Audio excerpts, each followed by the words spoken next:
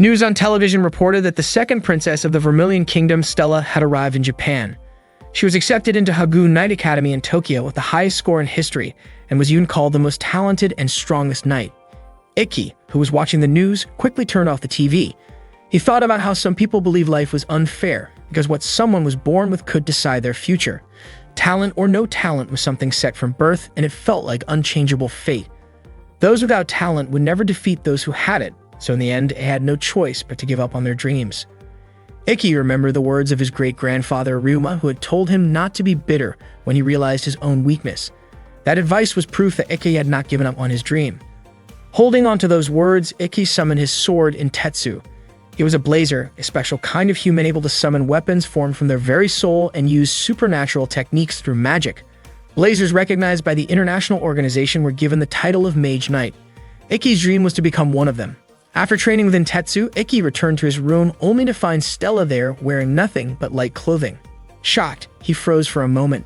Stella, equally surprised, became furious when she saw him. In his panic, Ikki clumsily tried to make things even, which only made the situation worse. Stella, angry and embarrassed, immediately slapped him. Because of that incident, Ikki was summoned by Kurono, the headmistress of Hagoon Academy. She explained that Hagoon had always been the most prestigious knight academy in Japan. Every year in the Seven-Star Festival had decided the strongest knight, Hagoon's representatives had almost always taken the championship. But lately, the academy's results had declined. That was why she had stepped in as headmistress, determined to restore Hagoon's glory.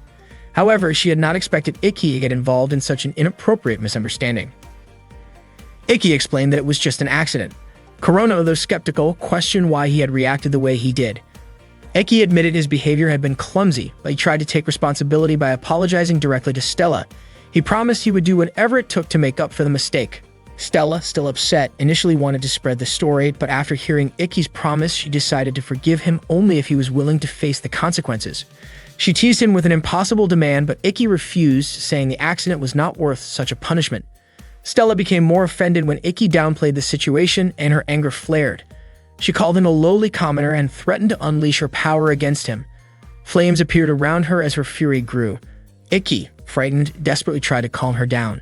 Stella accused him of violating her dignity by barging into her room and looking at her in a disrespectful way. Cornered, Ikki blurted out that he had looked at her because he was genuinely captivated by her beauty. Hearing his honest words, Stella was caught off guard. The flames around her fizzled out and she blushed in embarrassment. She wondered how Ikki could casually say such a thing. Ikki, meanwhile, insisted that the room was actually his own. Stella did not believe him until Kurono returned and clarified that from now on, they would be sharing a room. Both Ikki and Stella were shocked. Aki questioned why an A-rank student like Stella had to share a room with him, a Class F student. He admitted that the techniques he could use were limited to low-level physical enhancements, and his magic power was average at best. In other areas, his ability was at the lowest level in the academy. Kurono explained that this was why Ikki was nicknamed the worst one, the weakest student in Hagoon. The reason he and Stella were paired together was simple. There was no student weaker than Ikki, and no student stronger than Stella. Stella asked what would happen if more misunderstandings came up between them. Kurono pointed out that Hagoon had other cases of male and female students sharing rooms, so if they could not accept it, they were free to leave the academy. Stella reluctantly agreed to the arrangement but set 3 strict rules for Ikki. He was not allowed to talk to her, look at her, or even breathe near her. Ikki was dumbfounded, especially by the last rule, but Stella explained she did not want him invading her personal space. She even said he could sleep outside the room if necessary, which led to more bickering between the two. To settle things, Kurono reminded them that knights solved conflicts with their swords. She proposed a sparring match where the winner would decide the room's rules. Akai thought it was a fair and reasonable idea, but Stella was certain that a failing student from Class F could never beat her. Ikki, however, believed that anything could happen in a match, especially since he had trained tirelessly up to this point. Stella agreed to the duel, but she raised the stakes. The loser would have to serve the winner. Aki protested that it was going too far, and eventually they reached an agreement. Kurono declared that the duel would take place in 1 hour. Stella really could not understand why she had to face Ikki, who claimed he had worked so hard. She remembered how her mother once told her not to train too much, but little Stella had said that her small country needed a powerful magic knight, and she promised to control her strength. Stella was very confident that she could defeat Ikki in the match. As Stella walked toward the arena, the students around her were talking about it. They were surprised that the great Stella was about to fight the one known as the worst one. Kurono herself did not expect Ikki to finally agree to the duel. Ikki's goal was to win the 7-star festival because if he could win it, he would be able to graduate even with poor grades, just as Kurono had once explained to him. Ikki was certain Stella would also join the festival, which meant sooner or later he would have to face her. Kagami, a member of the school's magazine club, even showed up to take photos. When Stella entered the arena, she mentioned that she knew Ikki was not allowed to join sparring classes because his ability was below the minimum standard. She advised him to stop dreaming of becoming a magic knight. Even though Stella's words had some truth to them, Ikki refused to back down from the match. He believed that hard work could surpass talent. Those words reminded Stella of someone she had defeated in the past, someone who claimed that being beaten by a gifted person meant effort did not matter, something Stella strongly disagreed with. The match was about to begin, and Kurono explained that the purpose of training battles was not to hurt opponents but to fight until the other could no longer continue. The devices used were set in training mode. As soon as the battle began, Ikki summoned his sword in Tetsu, while Stella brought out her blazing weapon, Levitin. Both of them charged at each other. Stella explained that the fire from her sword burned at 3,000 degrees Celsius, and if it hit, the risk was life-threatening. She swung her sword toward Ikki, but he quickly dodged. Even Nene, who was watching, was surprised by the intensity of the duel. Throughout the match, Stella kept attacking, but she did not expect Ikki to block her strikes so consistently. She praised his defensive technique. Ikki admitted he was struggling and pointed out that her swordsmanship showed she was not only gifted, but also someone who had worked hard. Stella appreciated his observation but was certain that her techniques could not be read so easily. At that moment, Ikki stopped one of her attacks. Stella was shocked to see that he could mimic her movement after observing it only once. The truth was that nobody had ever trained Ikki, so he had taught himself by carefully analyzing others. By studying deeply, he believed he could understand techniques to their very core and eventually surpass them. That was Ikki's style of swordsmanship. Stella attempted to feint, but Ikki calmly said that her swing was too slow and he easily blocked it. He even recognized that the move was not part of her usual sword style and advised she should not rely on tricks. His counterstrike landed, and for a moment, the students thought the fight was already over. Stella stood back up, however, and this time she poured her magic into her weapon. She explained that she knew Ikki's Intetsu would not be able to hurt her unless she fought him with her sword. Stella admitted that if she fought Ikki using only her swordsmanship, everyone would realize she was not just talented but also trained with dedication. Still, she decided to acknowledge that if she won, it would be because of her magic. With that, she resolved to face Ikki with her full power. Ikki, who had long accepted that he lacked natural talent as a magic knight, refused to step back. Stella then unleashed her full power, Cafeteria Salamandra. Ikki, meanwhile, focused on his own secret technique, always thinking about how the weak could defeat the strong. He called it Itoshura. When Stella launched her strike at him, Ikki suddenly moved with blinding speed, dodging the attack. Stella was stunned by how fast he had become, as if his magic had spiked all at once. In truth, Ikki had poured all of his magic into a single burst, focusing every drop of his energy into 1 minute. That was his original noble art. With that, Ikki's blade reached Stella, knocking her down. His belief was simple. To overcome the strong, the weak had to push themselves beyond human limits. Soon after, Ikki himself collapsed from exhaustion. Kurono then announced that Ikki had won the match. The entire audience was left in shock. Nene, watching with a smile, commented that the upcoming selection tournament was definitely going to be exciting. After Stella regained consciousness, Kurono came to see her in the student infirmary. Stella admitted that it had been a long time since she had felt the sting of defeat. She asked how Ikki was doing. Kurono explained that the technique of releasing all energy within a single minute could only be used once a day, which meant Ikki must have been far more exhausted than Stella. Curious, Stella asked what had actually happened. A student like Ikki should not have been ranked at level F. Kurono explained that rankings were determined only by a blazer's raw ability scores, so skills like swordsmanship or martial arts were not considered in the evaluation. Because of that, the system at the time did not favor Ikki's strengths. Stella was still puzzled about how Ikki could end up repeating a year. Kurono told her that there were many difficulties, or rather, the kind of simple but unfair problems that often showed up.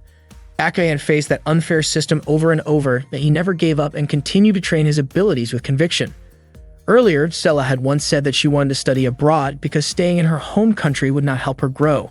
Because of that, Kurono suggested that she follow Ikki's example so her time in school would not be wasted. Later, Stella returned to the room and saw Ikki fast asleep. She gently touched his back. It was the first time she had ever touched a boy's back. Suddenly, Ikki shifted in his sleep and his body pressed down on Stella's hand. She carefully tried to pull her hand away, holding herself back from making any noise. As she noticed Ikki's shirt slightly open at the stomach, a brief thought crossed her mind to reach out, but she quickly held herself back. Remembering how Ikki had once seen her in an embarrassing situation, she wanted to even the score, so she lightly placed her hand on his stomach. The moment she touched him, Stella felt a strong surge of energy flowing from him. Surprised, she muttered to herself why she had even done that in the first place. To her shock, Ikki suddenly woke up and asked what she was doing. Startled, Stella screamed in embarrassment. After that, Stella sincerely apologized to Ikki. She admitted that she had judged him too quickly, and that if she had tried to understand him beforehand, she probably would not have lost the way she did. She openly acknowledged her defeat. Ikki then asked if Stella was now ready to fulfill their agreement, since the loser had to follow the winner's orders. Stella had no choice because she did not want to break her word. With frustration, she said that she would follow any order from Ikki. Ikki, amused by her expression, laughed. To Stella's surprise, Ikki's order was nothing more than asking her to become his roommate because he wanted to be closer to her. Stella's face turned bright red when she heard such a straightforward request. Ikki told her he would cancel the arrangement if she was uncomfortable with it, but Stella quickly stopped him. She said she would go along with it, insisting that she was only carrying out his order. Still flustered, Stella asked Ikki to call her by her real name. From that moment, the two of them agreed to be good friends. Shizuku was Ikki's younger sister. One day, she realized that even in their peaceful world, there was still a cruel fate. Ikki, the brother she loved so much, suffered because of it. No one in their family cared about him. One morning, Ikki and Stella were out jogging together. For Ikki, running 20 kilometers every morning was just part of his routine. He told Stella not to push herself too hard, but Stella said she was fine with it. Ikki reminded her that her magical powers were already more than enough to make up for her stamina, but Stella insisted that she could keep up. Ikki pointed out that she just didn't like losing. Ikki offered her a drink from his bottle, but Stella hesitated, feeling a little embarrassed. Ikki quickly apologized, thinking she didn't want to drink from his bottle. But to his surprise, Stella snatched it and drank anyway. Seeing that, Ikki looked genuinely happy. That same day, his little sister Shizuku would be starting at the academy. They hadn't seen each other in 4 years. Stella wondered if Shizuku was actually his stepsister, but Ikki explained that they were true siblings by blood. Stella felt relieved when she heard that. Later, Yuri, who was Ikki and Stella's homeroom teacher, introduced herself to the class. She explained the selection process for the upcoming 7 Stars Festival. Stella noticed Yuri's voice sounded weak, but Ikki reassured her that even though Yuri seemed frail, she was a good teacher. The principal had announced during the opening ceremony that unlike in the past when representatives were chosen based on grades, this year, the selection would be through a tournament. The top 6 students would qualify as representatives. The rules were simple and fair. The tournament would begin the following week, and schedules as well as opponents would be sent to students by email through their ID cards. Stella asked how many matches they need to fight. Yuri said each student would have about 10 matches, which meant 1 match every 3 days. Ikki thought that would give him enough time to use his ability, Itershura. Yuri also explained that anyone who didn't want to participate could withdraw since it wouldn't affect their grades. She encouraged the class, raising her voice in cheer, but suddenly collapsed and coughed up blood. Ikki and Stella immediately rushed her to the student infirmary. Yuri revealed that she had been coughing up nearly a liter of blood every day. Ikki gently told her not to push herself so hard, but Yuri insisted that the day was special and she didn't want to look weak. Ikki confided to Stella that the only reason he was admitted into the academy was because Yuri had given him the chance. Yuri, however, said it was because of Ikki's own strength. She smiled and mentioned that last year had been especially tough for him. When Stella and Ikki left the infirmary, Stella asked what Yuri had meant. Ikki explained that Yuri was talking about how he wasn't allowed to join regular classes before. In the past, there had been no minimum requirements, but things had changed since then. Just then, the girl ran up and hugged Ikki. Stella was shocked and scolded him, but Ikki insisted he didn't know her. The girl introduced herself as Kagami, one of Ikki's juniors, and said she was a huge fan of his. Stella was clearly annoyed. Kagami praised Ikki for how strong he had looked in a recent match. She said she planned to start a newspaper club and wanted to feature him in the first issue, asking if he'd agree to an interview. Ikki looked embarrassed and said he wasn't really that impressive. Stella, irritated, said Ikki had already become popular at the start of the semester, so he might as well accept the interview. After that, she walked away. Kagami happily said she already had a headline idea for his article. Ikki asked her to talk about it later. Ikki then ran after Stella. On the way, he spotted Shizuku. She came over and greeted him warmly. Other students recognized her as the second-ranked student in the academy. Ikki admitted he almost didn't recognize her after so long, and he apologized for making her wait. Shizuku said she had been looking forward to meeting him again. and in front of everyone, she suddenly kissed him. Stella was stunned, and Kagami quickly took a picture, planning to use it as news material. Afterwards, Shizuku said she had wanted to see him for years. Stella, visibly upset, demanded to know what Ikki was doing, but Ikki was at a loss for words. Shizuku explained that kissing was simply a way of showing affection, usually between couples, but she believed that siblings who shared a deep bond could also express it. She added that in some countries, a kiss was considered no different from a greeting. Stella shouted in frustration that in her country, siblings would never do such a thing. Kagami chimed in, saying that in some other countries, it actually was normal. Ignoring the argument, Shizuku explained that she just missed Ikki deeply after 4 years apart. Ikki, however, reminded her not to say things that could be misunderstood. Shizuku leaned in as if to kiss him again, but Stella quickly pulled him back. She was confused as to why Ikki wasn't stopping her himself. Shizuku then asked why Princess Stella was interfering with a private moment between siblings. Stella and Shizuku kept arguing about the matter until Shizuku finally asked what kind of relationship Stella had with Ikki. Stella claimed that Ikki was her master, and that she was his servant. The students around them were shocked to hear that, while Kagami became overly excited about the scandal that would surely make it into her school newspaper. Shigen already had a catchy headline prepared for the story. Ikki immediately denied Stella's claim, but Stella insisted. She explained that after Ikki won their sparring match, he gave her an order like sharing the same bed with him. Hearing that, Shizuku turned to Ikki and asked if it was true. Ikki didn't deny it, since he and Stella really did sleep in the same bunk bed. Shizuku then declared that she would free Ikki and summoned her weapon, Yoi Shiger. Ikki tried to stop her, but Shizuku calmly said that she was confident she could defeat Stella since her element was water, while Stella's was fire. Ikki reminded her not to use a device in that place, but before he could say more, Stella accepted the challenge and activated her weapon, Leviatine. Ikki was frustrated that Stella was going along with it, but Stella fired back, mocking Shizuku's device as being too simple, just like her chest. Shizuku refused to back down and retorted that Stella's chest and her weapon were both flashy but lacked substance. The two of them exchanged insults until they finally launched attacks at each other. Because of this reckless behavior, they were punished by being forced to clean the school toilets. Normally, using a device either inside or outside the school was strictly prohibited unless permission was granted. Kurono explained that under normal circumstances they should have been suspended, but since it was only the first day, they would instead be punished with 1 week of cleaning toilets. Both Stella and Shizuku promised not to repeat their mistake. They were only allowed to go home after finishing the cleaning, and since there were 27 women's toilets in total, it took them a long time. Even while scrubbing, the two of them continued trading snide remarks. Shizuku told Stella to stay away from Ikki, but Stella flatly refused. She said it was impossible for her to stay away from Ikki since they shared a room. Shizuku insisted that Ikki would always belong to her, no matter what Stella tried to do. Stella countered by bringing up the fact that Shizuku had kissed Ikki on the lips. Shizuku defended herself, saying that there were things only siblings could truly understand, and that Stella would never be able to feel what Ikki felt. She explained that Stella could never understand Ikki's pain of being treated like he did not exist. Stella was left shocked and confused by Shizuku's words. Shizuku then left, telling Stella there was nothing she could do. When Shizuku returned to her dorm room, she was greeted by her roommate, Nagi. Meanwhile, Stella was still troubled by Shizuku's words. Not long after, Ikki entered the room and asked what she was doing there. Stella said she had been waiting for him because she wanted to train together. Ikki assumed Stella was too tired to practice, but Stella handed him a bottle of water that he had left behind. Then Stella suddenly asked Ikki if he had really been treated as if he did not exist. Ikki was startled by the question and accidentally spat out the water he was drinking.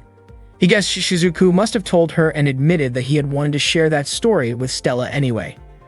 Ikki explained that he once looked up to someone named Ryuma, his great-grandfather, who was a national hero that led Japan and won a past war. The Kurogen family produced talented blazers in every generation, but not him. Because of this, his family treated him like he was nothing. He was never even invited to family gatherings. One New Year's Day, Ikki could no longer take it and left the house. The weather turned bad, and he became lost. For a moment, he was ready to give up on life, but then he realized how pathetic it would be to end like that. At that moment, Ryuma appeared before him. Ryuma understood Ikki's pain and told him to hold on to his frustration, because it was proof that he hadn't given up on his dreams. He reminded Ikki not to become the kind of man who gave up just because life was unfair. Ryuma said that humans were beings without wings, but they could still reach the moon. Those words truly saved Ikki. From then on, Ikki resolved to be like Ryuma. He wanted to someday meet someone who had suffered like him and pass on those same words. But in order to do that, he had to grow stronger, strong enough to be a true knight like Ryuma. Since no one was willing to train him, Ikki trained himself. Thinking back on it, he realized the Kurogane family never wanted failure like him to become a knight, so they pressured the school to impose a minimum ability requirement for classes. This became a rule under the former principal, specifically to stop Ikki from ever graduating from the academy. Luckily, Corona replaced the principal, though Ikki still believed the unfair treatment would continue. Stella, however, was certain that Ikki would never give up, no matter how much he suffered. She admitted that she had once felt the same way as well. Stella then asked Ikki to correct what he had said that morning when he claimed Stella hated to lose. Ikki nodded and changed his words, saying that neither of them wanted to lose. Hearing this, Stella smiled warmly at him. Meanwhile, Shizuku shared her thoughts with Nagi. She told him how much she cherished her older brother because of his kindness. Even after Ikki ran away, her feelings toward him remained the same. Shizuku realized how harshly her family had treated Ikki, so she decided to give him the affection he deserved directly from her. Hearing this, Medi smiled warmly. Shizuku apologized for talking too much even though she had just met Nagi. Nagi noticed that Shizuku was a shy person who disliked being around others, and he realized her family situation had only made things worse. Nagi admitted that he had once met someone similar to Shizuku. He reassured her that he didn't mind listening to her stories and even hoped she could see him as an older brother. Shizuku smiled at his kindness. That evening, Stella was preparing dinner while Ikki was taking a bath. Without warning, Stella entered the bathroom, which surprised Ikki since she was dressed in only her undergarments. Embarrassed, Ikki asked why she came in like that. With hesitation, Stella explained that she wanted to help wash his back because she considered herself someone who should support him, and she thought of it as her responsibility. Ikki tried to refuse, saying he never asked for such a thing, but Stella insisted. She began helping him wash, and Ikki's face turned red as he tried to stay composed, especially since she was sitting so close. Stella then asked if Ikki liked women's bodies, catching him off guard. She mentioned that she had noticed his flustered reaction earlier when Kagami had accidentally bumped into him, and she also realized that Ikki had been sneaking glances at her. Feeling guilty, Ikki apologized and admitted with a red face that he did feel attracted. Instead of being upset, Stella teased him, closing the distance between them, which left Ikki even more nervous. However, in the middle of this, an awkward accident happened. Her eye strap came loose. Stella only realized it after it slipped, and when she noticed how close she was to Ikki, she became overwhelmed with embarrassment. As Ikki turned his head toward her, Stella panicked and scolded him. When Ikki saw the fallen bra on the floor, he froze, realizing what had happened. Stella's face burned with embarrassment, and in her flustered state, she lashed out by slapping his cheek before shouting in frustration.